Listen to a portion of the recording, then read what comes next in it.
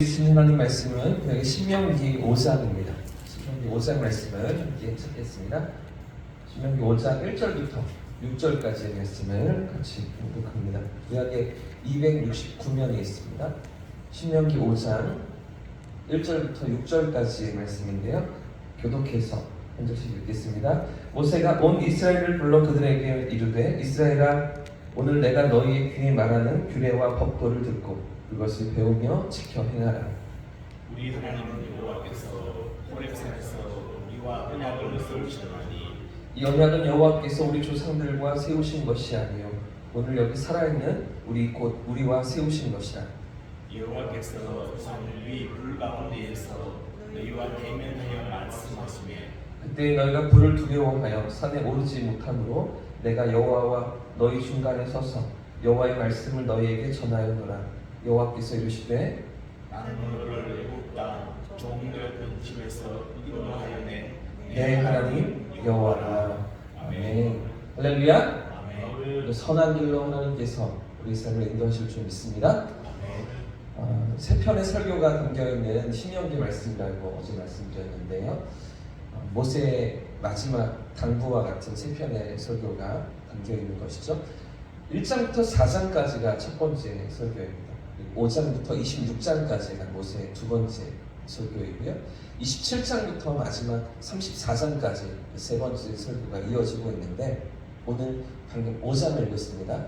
그렇죠? 어제 우리가 2장을 살펴봤고요. 오늘 5장을 읽었는데 신명기는 이렇게 모세의 설교로서 그 출애굽한 이스라엘 세대 백성들 가운데서도 또 광야에서 태어난 새롭게 준비된 그런 백성들에게 하나님의 말씀을 가지고 하나님을 기억하며 그 약속의 땅을 누리며 살아갈 것을 당부하는 그런 설교인 것이죠. 그렇기 때문에 오늘 이 말씀을 듣고 있는 이스라엘 백성들 어떤 세대입니까? 출애굽을 경험하지 못하는 세대입니다. 홍해를 가르시고 마른 땅을 걷게 하셨던 그 하나님의 역사를 경험하지 못했던 세대입니다. 그러니까 광야에서 새롭게 태어났던 세대이기도 하고요. 홍해를 걷긴 했어도 어릴 적에 아주 어린 시절에 그 경험들을 했기 때문에 40년이 지난 이 시점에는 그런 하나님의 손길을 까마득히 잊고 살 수 있는 그런 세대 가운데 하나님의 말씀을 전하고 그들이 하나님 앞에 살아갈 것을 당부하는 모세의 말씀인 것이죠.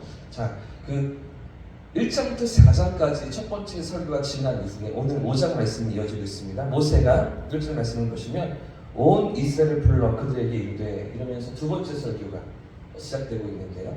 두 번째 설교, 이제 본론이 시작되고 있는 것입니다. 어쩌면 1장부터 4장까지 했던 이야기가 똑같이 반복되는 부분입니다. 1장부터 4장까지 했던 그 내용을 그대로 또 담아내고 있는데요. 5장부터 26장까지 두 번째 설교에서 똑같은 이야기를 반복하는데 그 이야기를 조금 더 자세히, 상세히 할 뿐이죠. 그러니까 어제 4장까지의 본문은 어쩌면 모세가 하고 싶은 이야기의 서론이라고 할 수가 있고요.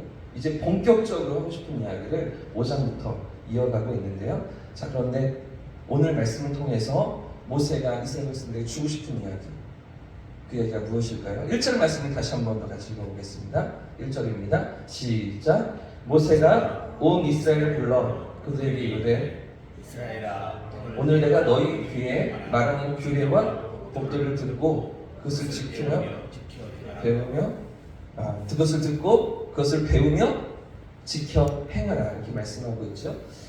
사실은 두 번째 설교의 모든 핵심이 1절에 다 담겨 있습니다.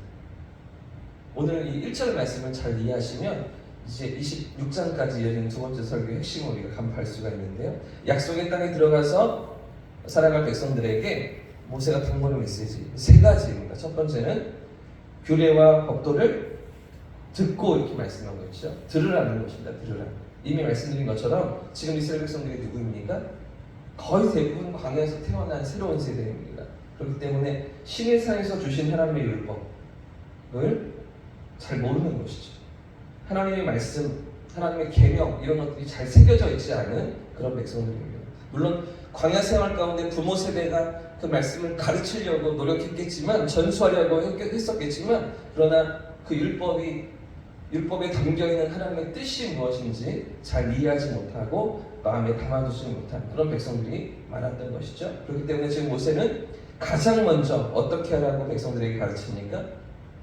들어야 한다고 가르치죠. 하나님의 율법을, 여호와의 규례와 법도를 잘 들어야 한다는 그런 당부인 것입니다. 여기 듣다라는 단어는 원어적인 의미를 찾아보니까 귀를 기울여 듣다라는 뜻이 있습니다.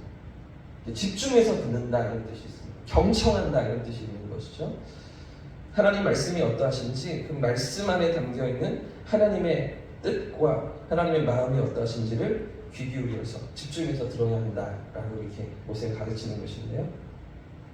많은 경우에 우리 자녀들이 부모님의 이야기를 어떻게 듣습니까? 잔소리로 듣죠. 또 같은 소리 반복한다고 싫어하고 또 이렇게 짜증내고 그런 자녀들 일 때가 많지 않습니까?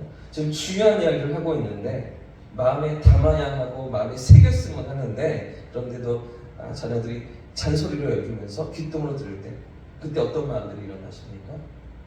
속상하죠? 화도 나시죠? 하나님 말씀도 그런 것입니다.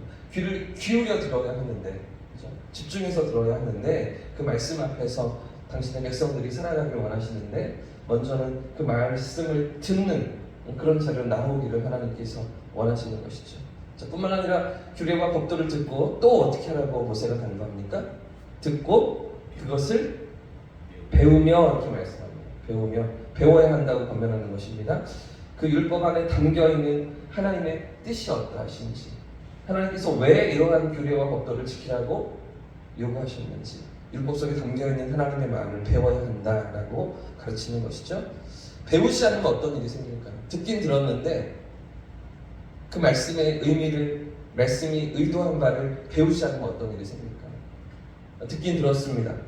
그러니까 행동할 수는 있는데 진심으로 순종하기는 어렵다는 것이죠. 배우지 않으면 그 행동이 계속해서 유지되고 이어져 나가기가 힘든 것입니다. 형식적이고 껍데기뿐인 그런 모습만 남게 되는 것이죠. 그러다가 그 마저도 없어지고 마는. 왜 그런 말씀을 주셨는지, 왜 그렇게 말씀하시는지, 이것이 우리에게 기대하시고 요구하시는 하나님의 뜻이 무엇인지 그것을 배워야 한다고 모세가 가르치며 당부하고 있는 것입니다. 그렇기 때문에 하나님 앞에서 진정성 있는 순종으로 나아가기 위해 필요한 것이 무엇입니까? 이 말씀을 배우는 것입니다. 말씀을 익히는 것입니다. 그래서 모세는 광야에서 새롭게 일어나는 세대 백성들에게 이렇게 말씀을 듣고 또 배우며 더 나아가 어떤 삶의 자리로 나아가라고 당부합니까? 자, 1절 말씀을 다시 한번 더 읽겠습니다. 1절입니다. 시작. 모세가 온 이스라엘을 불러 그들에게 이르되 이스라엘아 오늘 내가 너희의 귀에 말하는 규례와 법도를 듣고 그것을 배우며 지켜 행하라. 할렐루야. 마지막으로 듣고 배우는 것만 아니라 어떻게 하라고요? 지켜 행하라, 순종하라 라는 것이죠. 삶으로 살아내라. 그렇게 모세가 당부하고 있는 것입니다. 순종하지 않으면 아무리 듣고 배워도 소용없기 때문이죠.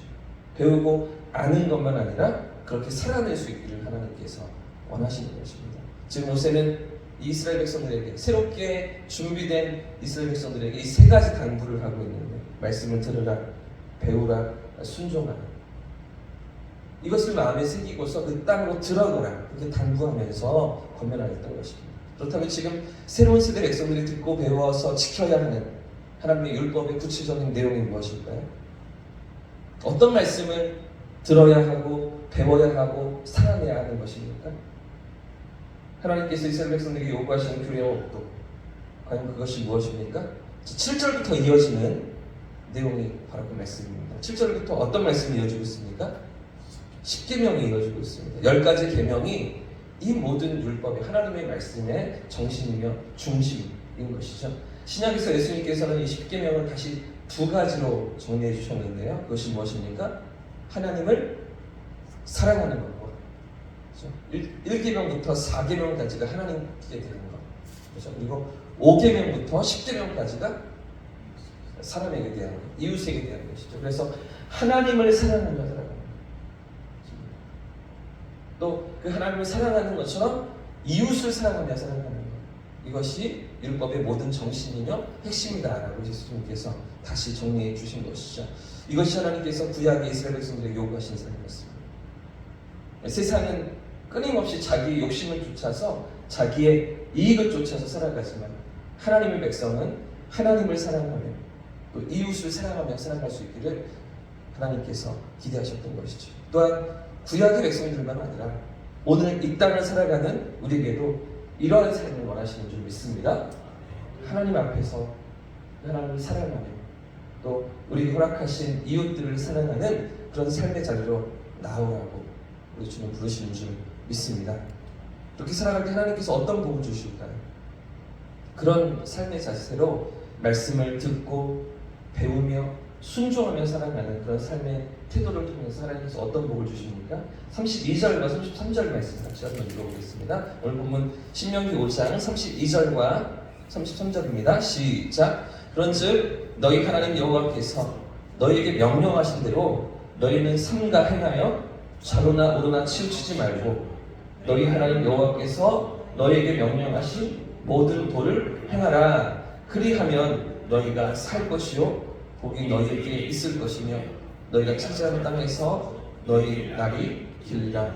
할렐루야. 하나님께서 어떤 복을 주십니까? 그리하면 너희가 살 것이요. 이게 사는 방법이라고 말씀하시죠. 이게 정말 사는 것처럼 사는 길이라고 말씀하십니다. 그냥 먹기 위해 사는 것도 아니고, 그죠? 살기 위해 먹는 것도 아니고, 정말 생을 누리면서 하나님께서 허락하시는 삶의 복을 누리면서 살아가는 삶이 하나님을 사랑하며 이웃을 사랑하는 삶이라고. 그렇게 살아갈 때 복이 너희에게 있을 것이다.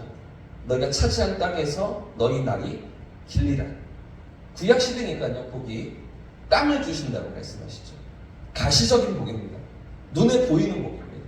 구약 시대니까 장수, 자녀가 많은 것, 이런 것들을 복이라고 구약 시대는 얘기하지 않았습니까? 물질적인 가시적인 것들로 복을 이야기하시지만 신약 시대에 우리에게 있어서 하나님 주시는 복이 무엇입니까? 하나님을 사랑하며 이웃을 사랑하며 하나님 앞에서 우리가 살아갈 때 우리가 누리는 복이 무엇입니까? 하나님 그분이 내 삶을 책임지시는 것이죠. 하나님 그분이 나의 하나님이 되어주시는 것입니다.